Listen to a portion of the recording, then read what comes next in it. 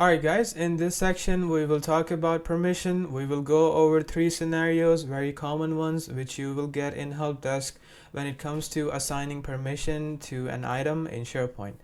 We will be picking different users, creating different example scenario, and hopefully by the end of this we will have a solid understanding on how to deal with tickets related to permission. There will always also be a bonus section on inheritance, which I think is the trickier part. So let's just dive right into it. I'm gonna switch over to my screen. As you can see, I'm in the SharePoint Admin Center. That's where you want to be. We will first of all pick a user. Let's just pick Diego. So the office manager has sent in a ticket. They're asking for Diego to be able to read only. Okay, so they should only be able to read all the contents inside this into SharePoint. So we will go ahead and first of all open the site, because we always want to see what we're dealing with here. So we'll visit the site, open documents, and we only have one folder here called example folder, and there are 4 items in their folder. Okay, so Diego needs to be able to read all these. All right, so it is simple, easy, very simple task. What we will do is we will go under membership and we will leverage the built-in SharePoint groups. So we will see under member there are quite a few groups here. Okay, there's owner, members, site admin, site owners, site members, site visitor.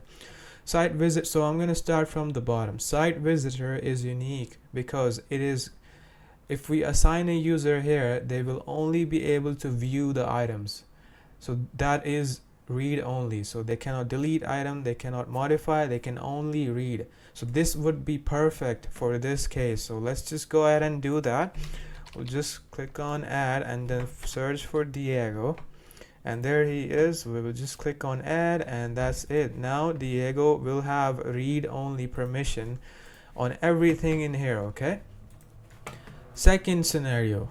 Office manager sent in a ticket asking Isaiah to be able to read and write or read or modify things inside the SharePoint, this SharePoint site. Okay, so in this case we will have a look at the user, his email. Okay, go to the site, visit the site, and again inspect all the items. We only have one folder and we have these items in there.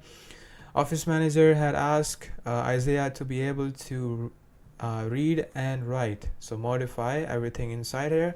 We will again go back to the membership tab and we will leverage the built-in SharePoint groups. Now there are 2 of them we can use. There is the members and there are site members. They are exactly the same thing. Okay, site members is called SharePoint members, SharePoint groups, and the member is just called modern groups, but they essentially give the same privilege, same access to the user. So what we're gonna do is we can either add them under site member or we can just add them under members. It will be the same thing. So what I'm gonna do is add them under member. So we'll search for Isaiah and there he popped up. Click on add and now Isaiah should be able to read everything in here and also write or modify. Okay, third scenario, and this is the most important one.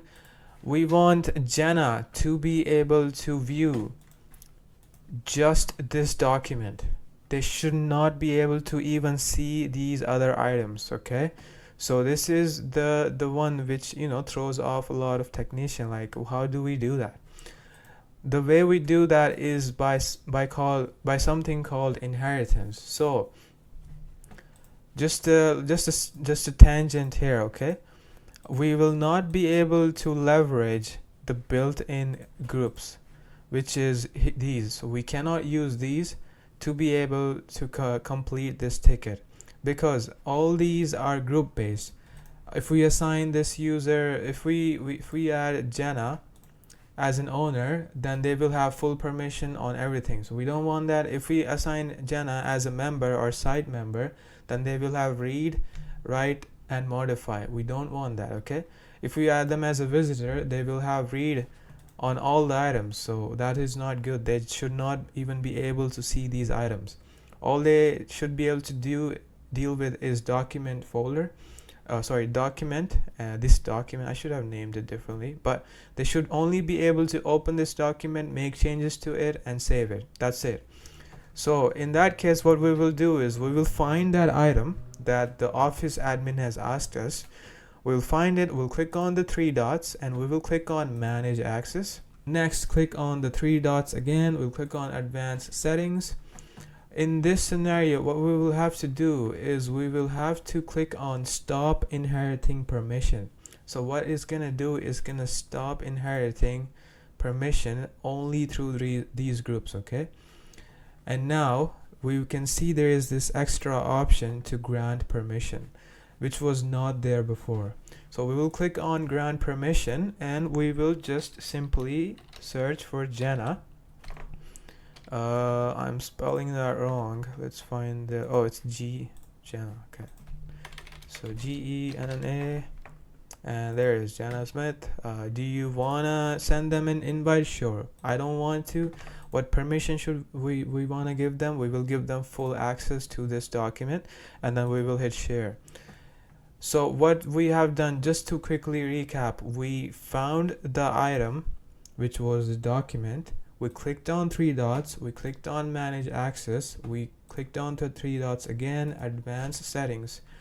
We broke the permission, so there was an option that was called stop inheriting permission. We clicked on that, and then we were able to find this option, grant permission. We clicked on that, and then we just added the user, hit share, and now you can see Jenna is a user, like they are added as a user and they have full control.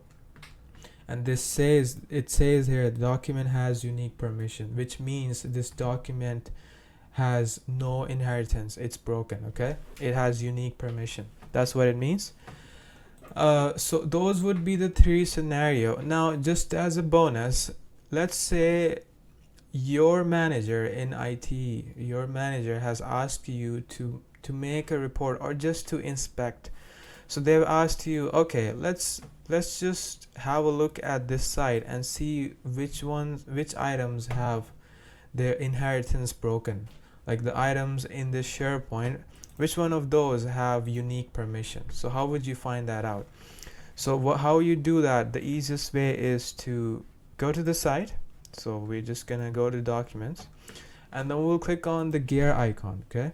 Gear icon on the top right, and then we'll click on site permissions, and then we'll click on advanced permission settings. And that's gonna take us to a similar looking page where we, played around with inheritance.